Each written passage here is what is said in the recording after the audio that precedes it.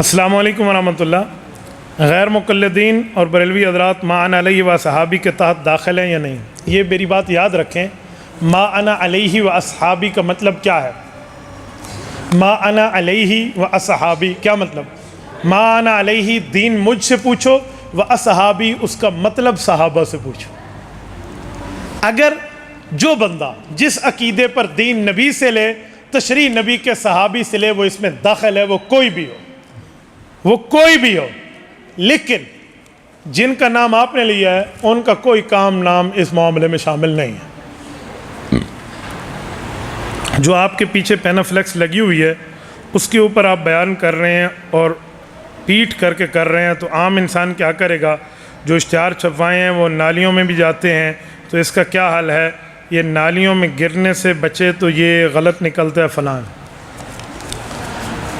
میری دوستو، جو قرآن کریم کو کمر کرنا منع ہے نا، اس سے مراد ہے منہ پھیر کے چلے جانا، انکار کرنا، ورنہ کمر کا یہ معنی نہیں ہے کہ یہ کمر کی ہوئی ہے۔ اگر یہ کمر غلط ہو نا تو کعبۃ اللہ میں بندہ یوں جائے اور یوں واپس ہو کہ اللہ کے گھر کو کمر نہ ہو، جیسے جاؤ ویسے الٹے پاؤں واپس آؤ، حالانکہ یوں جاتے ہیں اور واپس پہ پھر کے آتے ہیں ہم۔ تو پھر وہ کعبۃ اللہ کو کمر کیوں ہوئی ہے جس کو 1,24,000 انبیاء نے زیارت کی آگے؟ کمر کا یہ معنی نہیں ہے۔ اگر عزت کا یہی معنی ہے تو پھر نچلے یہ جو 10 منزلہ بلڈنگ ہوتی ہے تو نیچے والی منزل والے اپنے پاس قرآن نہ رکھیں کہ اوپر بھی لوگ رہتے ہیں، تو مسائل آ جائیں گے، ٹھیک ہے؟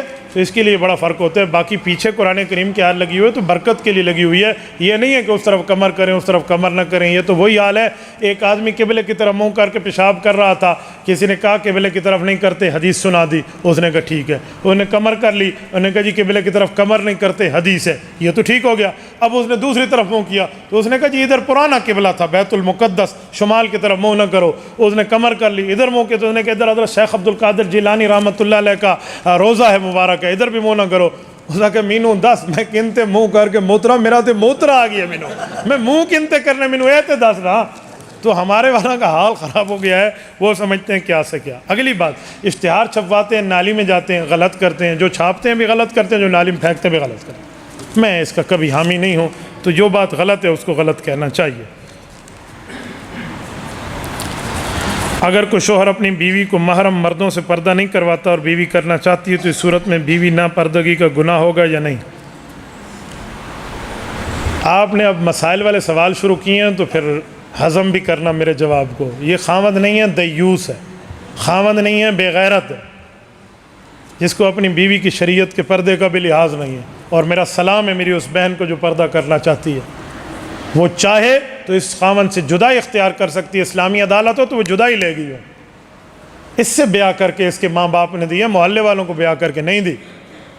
اس دیوس کو حیا کرنا چاہیے، اور پھر بھی یہ اپنی بیوی کو مجبور کرتا ہے تو اس کے پاس گنجائش موجود ہے، چاہے تو علیحدگی اختیار کر لے، نہ اگر نہیں علیحدگی اختیار کرتی تو جتنا گناہ سے بچنے کا اہتمام کر سکتی ہے اتنا ضرور کرے۔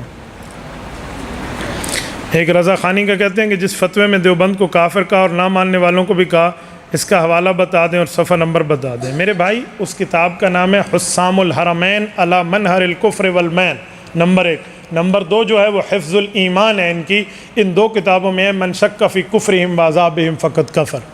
اور اس کا صفحہ کون سا ہے؟ 10 پبلشر چھپے ہوئے ہیں، کسی کا صفحہ کیا ہے، کسی کا کیا ہے، کسی کا کیا ہے، چھوٹی سی کتاب ہے، اس کے آگے پیچھے آپ مولوی ہیں، اب صفحہ نمبر بدل بھی جائے تو بندہ حوالہ نکال سکتا ہے، کوئی مسئلہ تھوڑی ہے۔ ورنہ میں کہوں گا دوسرے پارے میں آپ کہیں قرآن کا صفحہ بتاؤ، تو قرآن کا آپ ڈھونڈ کے فہرست سے صفحہ نکال لیتے ہیں، تو حسام الحرمین کا بھی آپ صفحہ نکال لیں۔ 2 نکاحوں کو معیوب سمجھنا کیسا ہے؟ دوسرا نکاح ماں باپ کی مرضی کے بغیر کر سکتے ہیں؟ اللہ گار انہوں روٹی شناختی کارڈ نہ لفظی ہے، مینوں کہتے ہیں دوسرا نکاح۔ مرد ہے ہی وہی جو انصاف کر سکے۔ میری الحمدللہ 3 شادیاں اور 11 بچے ہیں بیک وقت، ایک دسترخوان پہ ہم کھانا کھانے والے لوگ ہیں۔ یہ تب آپ کو پہلی بیوی اجازت دے گی جب آپ اس کے ساتھ بیہیویئر ٹھیک رکھیں گے، محبت اور پیار والا رکھیں گے، اور اس کے حق نہیں کھائیں گے، وہ آپ کو دوسری شادی کرائے گی۔ اللہ کی قسم مجھے بیوی کہتی ہے یا عبد الواحد انا ازوجک الرابعہ انشاءاللہ تعالی، کہ میں آپ کی 4تھی شادی کراؤں گی۔ میں اللہ کی قسم کھاؤں تو اس پہ حانس نہیں ہوں، میں ایک اچھی جگہ میں بیٹھا ہوں۔ بیہیویئر ٹھیک رکھو، اس کے ماں باپ کی عزت کرو، اس کے بہن بھائی کو بھی عزت دو، وہ سمجھے کہ یہ دوسری کے پاس بھی چلا گیا تو میرے حق نہیں کھائے گا۔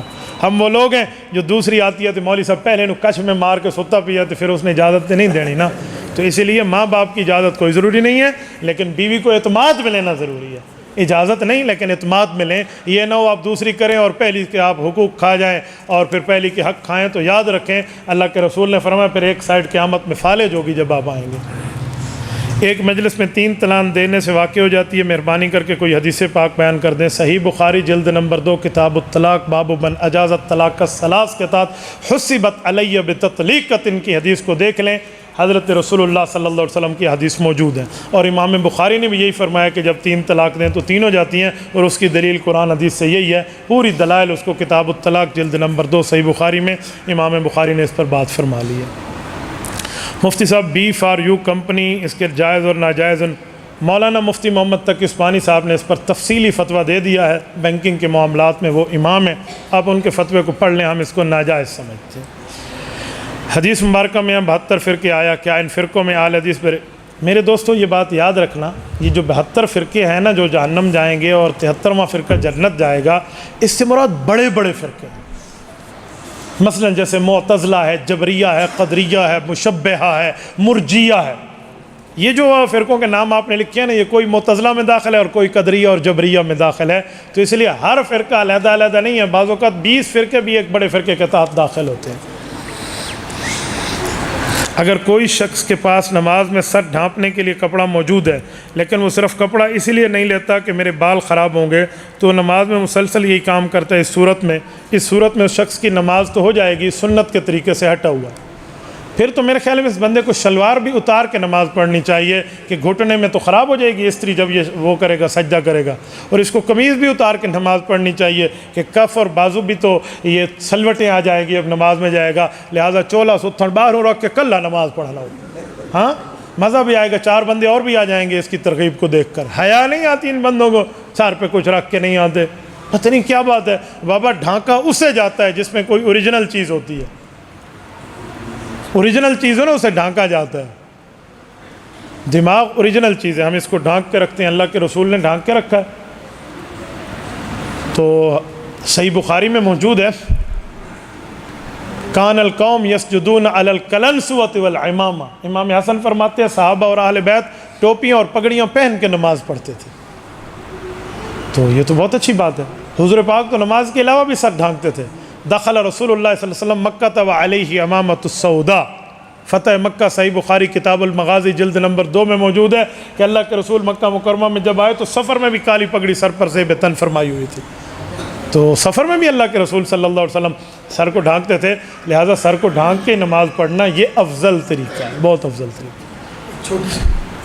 پہلے یہ چھوٹی سی پرچی کے جواب، 20 رکعت تراویح پر صحیح حدیث بتا دیں۔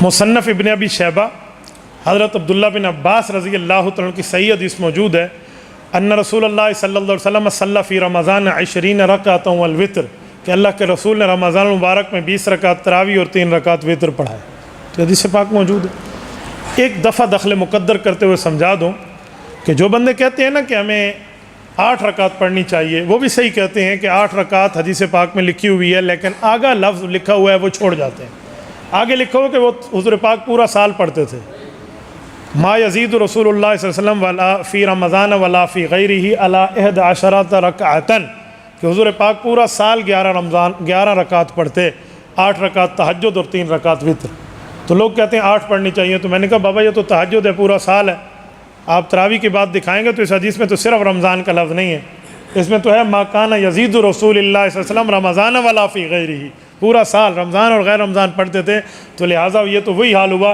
ایک بندہ کہے تراویح 3 رکعت پڑھیں، اسے کہو دلیل، وہ کہے گا بخاری میں حضور پاک نے 3 رکعت پڑھی ہے، ہم کہے کہ جی ہاں، لیکن وہ 3 رکعت جو ہے وہ مغرب کی نماز ہے، تراویح کی نہیں ہے، تو اسی طرح یہ 8 رکعت ہے، لیکن یہ عشاء کی نہیں، تراویح کی نہیں ہے، تہجد کی ہے۔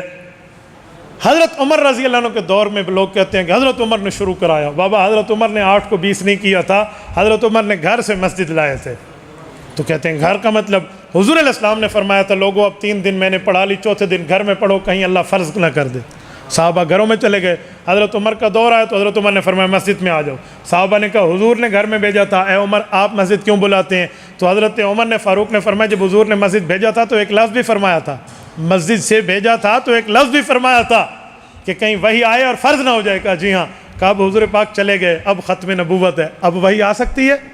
صحابہ نے کہا نہیں۔ تو کہا اس کا مطلب ہے حضور نے اشارہ دیا تھا جب وہی بند ہو جائے پھر مسجد آ جانا۔ انہوں نے کہا کمال عمر، جہاں تیرا دماغ پہنچا وہاں ہماری سوچ نہ پہنچ سکی، لہٰذا آپ مسجد میں آ جاؤ۔ حضرت عمر دی اے کم کیتا تسی نو 8 نو 20 کر دیتے ہیں، یوں نہیں ہے۔ تراویح پر آخری بات، تراویح نفل ہے تو پڑھنا تو سنت ہے نا حکمن جو ہے، تو حدیث پاک میں ایسا نفل پڑھو جو فرض کے برابر ثواب ہو، تو وہ کون سا نفل ہے؟ من ادا فیہ فریضۃ کان کمن من ادا فیہ تطوع کان کمن ادا فریضۃ فیما سوا۔ صحیح ابن حبان میں حضرت سلمان کی روایت ہے رمضان کے نفل باقی دنوں کے فرض کے برابر ہے نا؟ تو ہم دن میں کتنے فرض پڑھتے ہیں؟ 20۔ فرضوں میں کمی آئے تو اللہ نفلوں سے پوری کرے گا قیامت میں۔ تو ایک دن میں 20 فرض پڑھتے ہیں، لہٰذا ہمیں 20 رکعت تراویح پڑھنی چاہیے تاکہ اس کی کمی بھی اس سے پوری ہو جائے۔ آپ کہیں گے 20 فرض کیسے ہیں؟ ذرا گنتے ہیں۔ صبح کے کتنے فرض ہیں؟ ظہر کے 2 اور 4، عصر کے کتنے ہیں؟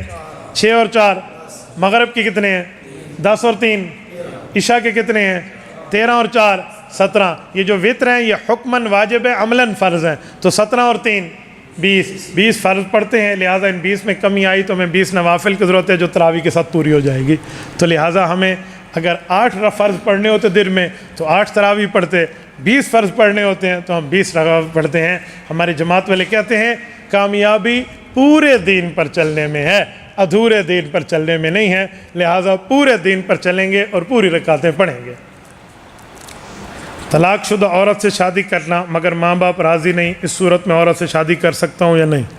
پہلی شادی کر رہے ہیں تو ماں باپ کی مرضی سے کریں، دوسری کر رہے ہیں تو طلاق یافتہ سے کریں۔ آپ کو ماں باپ کی اجازت کی ضرورت نہیں ہے، لیکن ماں باپ کا حق نہ کھانا، وصاحبہما فی الدنیا معروفہ، دنیا میں ان کے ساتھ اچھائی کرتے رہنا۔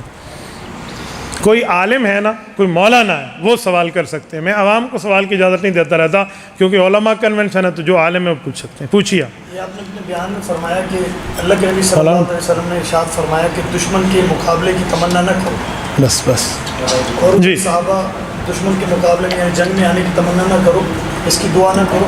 ادھر صحابہ جو ہے نا وہاں جا کے دعا کر رہے ہیں اور کہتے ہیں یا اللہ دشمن میرا مقابلہ کرے، وہ میرے اوپر حملہ کرے، میں اس کے اوپر حملہ کروں، اور وہ یوں کر دے میں یوں کر دوں۔ زبردست سوال ہے، بہتر سوال ہونا تو مجھے اندر سے خوشی ہوتی ہے۔ اچھے سوال کو اپریشیٹ کرنا چاہیے۔ میں پہلے ان کا سوال آپ کو سمجھایا دیتا ہوں۔ فضائل اعمال میں حدیث پاک موجود ہے، اس کی طرف اصل میں اشارہ کریں۔ حیاتی صحابہ میں حضرت سور من حیات صحابہ میں تو مولانا عبدالرحمن رافت پاشا نے لکھا ہے نا، حضرت شیخ زکریا رحمہ اللہ نے فضائل میں بھی اس کو نقل فرمایا۔ میں فضائل اعمال کو بطور دلائل اعمال پڑھتا ہوں، یاد رکھنا۔ یہ جو دعا ہے نا کہ صحابی دعا کر رہا ہے جنگ احد پر، غالباً حضرت عبداللہ بن جہش ہے اور اس طرح ایک اور صحابی سعد رضی اللہ، یہ جو دعا کر رہے ہیں نا یہ اس وقت کر رہے ہیں جب جنگ شروع ہو چکی ہے اور صبح مقابلہ ہونے میدان جنگ میں بیٹھے ہیں، یہ مدینہ میں بیٹھ کے دعا نہیں کر رہے۔ تو یہ جو منع ہے نا کہ دعا نہ کرو، وہ یہ ہے گھر میں بیٹھ کے یہ نہ کہو اللہ جنگ کرا دے، اللہ ایک دفعہ جنگ کرا دے، ایک دفعہ جہاد دلا دے، یہ منع ہے۔ ہاں جب جنگ میں پہنچ جاؤ پھر کہنا اللہ اب بڑے سے بڑا مقابل دے دے، اللہ اب ان کو میں سبق سکھاؤں کہ آئے کیسے ہیں۔ یہ اس وقت صحابی دعا کر رہا ہے جب مکہ مکرمہ سے 500 کلومیٹر سفر کر کے کفار کا لشکر مدینہ پہنچنے والا ہے، یہ اس وقت کر رہا ہے۔ اب تو جنگ آ چکی ہے تو فثبتوا پہ عمل کر رہے ہیں اور ثابت قدمی دکھا رہے ہیں، تو پہلے کی تمنا نہیں ہے۔ اس کی مثال مناظرے میں فٹ کر لیں کہ پہلے مانگے نہیں اور جب سامنے آ کے بیٹھ جائے تو اللہ ان کا تگڑا مولوی سامنے لانا جس کو جواب دوں سب کو ہو جائے، تو پھر یہ مانگ سکتا ہے بندہ۔ دوسری گزارش یہ ہے کہ پہلے بھی میں نے سنا ہے کہ آپ کے جو حلقہ احباب کے لوگ ہیں وہ آپ سے یہ عرض کرتے ہیں کہ بھئی مرزا انجینئر کے متعلق آپ گفتگو نہ کریں، چھوڑیں، لیکن ہم یہاں کے باشندے، یہاں کے رہنے والے ہیں، یہ ہم ضروری سمجھتے ہیں، تھوڑی سی وضاحت ضرور فرما رہے ہیں۔ مجھے کوئی نہیں منع کرتا انجینئر کے خلاف۔ آپ نے فرمایا کہ میں نے آپ کو سنا ہے کہ بھئی آپ کے حلقہ احباب کے لوگ کہتے ہیں کہ اس کے تو گفتگو کے قابل ہی نہیں۔ وہ لوگ وہ کہتے ہیں جو کہتے ہیں کہ حضرت اس کو اپنا مقابل ہی نہ سمجھو، تو میں نے انہیں مقابل سمجھا کہ وہ لوگ کہتے ہیں حضرت چھڈو انہوں انتے ٹائم ضائع نہ کرو۔ یوں نہیں ہے کہ مجھے اکابر منع کرتے ہیں، وہ چند احباب یوں کہتے ہیں کہ اس پر بات نہ کریں، تو میں انہیں سمجھاتا ہوں کہ میں ان کو مقابل سمجھ کے نہیں کر رہا، بلکہ شیطان بھی تو اللہ کے مقابلے میں کوئی نہیں ہے، تو فیضا قرأت القرآن فاستعذ باللہ کا حکم اللہ نے دیا ہے، تو فتنے سے بچانے کے لیے میں کرتا ہوں۔ باقی جب انجینئر کے خلاف ہمارے کلپ آئے ہیں تو ان کے لڑکوں نے مجھ سے رابطے کیے ہیں کہ انجینئر صاحب کہتے ہیں مفتی صاحب کو کہو بہت دلائل والا آدمی ہے، ہمارے خلاف کیوں پڑ گیا ہے؟ تو میں نے کہا پھر وہی دلیل ہے تمہارے خلاف چل رہی ہیں، تم نے جھوٹ بولا حضرت تھانوی کے نام پہ کہ اپنے نام کا کلمہ پڑھایا، آؤ میدان میں ثابت کر دو، ہم سے بات کرو۔ میں حیران ہوں مرزا میرے چیلنج کو قبول نہیں کر رہا، پتہ نہیں کیا بات، ادھر ادھر کے چیلنج کو فلاں آ جائے جی فلاں آ جائے، جس کا کام ہے یہ اس کو کیوں نہیں کہتے؟ جنہ کام میں انہوں آنکھو نا، ایک دفعہ مجھے کہے نا، یقین مانے میں تو کوئی صدقہ دے کر اللہ کے راستے میں جاؤں گا کہ یار یہ دو ہاتھ کرنے کیسے ہیں، لیکن میں تمنا کرنے کا عادی نہیں ہوں، تو اس لیے اگر کہے گا تو پھر ہم انشاءاللہ آپ کو مایوس بھی نہیں کریں گے۔ حضرت کالا لباس بالکل جائز ہے، محرم میں نہ پہنے تاکہ مشابہت نہ ہو، عام دنوں میں پہننا جائز ہے۔ کتاب الخراج کے مقدمے میں امام یعقوب بن ابراہیم قاضی ابو یوسف فرماتے ہیں کہ حناف کے قضات کا میں نے کالا لباس رکھا ہے۔ قائد اعظم محمد علی جناح نے جب علامہ شبیر احمد عثمانی رحمہ اللہ سے مشورہ کیا تھا اور پاکستان کی قومی لباس کو معرض وجود میں لانا تھا تو کالی شیروانی حضرت شبیر احمد عثمانی نے طے کی تھی، تو لہٰذا یہ جائز ہے، لیکن ان دنوں میں نہ پہنے جب اہل زندقہ سے آپ کی مشابہت لازم ہے، ورنہ جائز ہے۔ ٹھیک ہے، غیر کا مقلد اس کی تھوڑی سی غیر کے مقلد کا معنی ہے شیطان کا ماننے والا، غیر کہتے ہیں شیطان کو، غیر کا مقلد شیطان کا ماننے والا، کیونکہ جو کسی بزرگ کی نہیں مانے گا تو شیطان کی مانے گا نا، تو ظاہری بات۔ ان کو یہ بریلوی اور اہل حدیث ان کو مسلمان کہیں گے یا ہم تو مسلمان کہتے ہیں، میں تو ان کو کافر نہیں کہتا، تو مسلمان ہے، لیکن مسلمان کا مطلب یہ تھوڑی ہے کہ گمراہ مسلمان ہے یا ہدایت یافتہ مسلمان ہے، یہ فرق ہے۔ ٹھیک ہے، اہل حدیثوں پہ جنازہ ہوتا ہی نہیں ہوتا۔ میں تو ان کی امامت میں قائل نہیں ہوں، میں تو ایک رکعت کا بھی قائل نہیں ہوں، آپ 4 تکبیروں کے قائل ہیں۔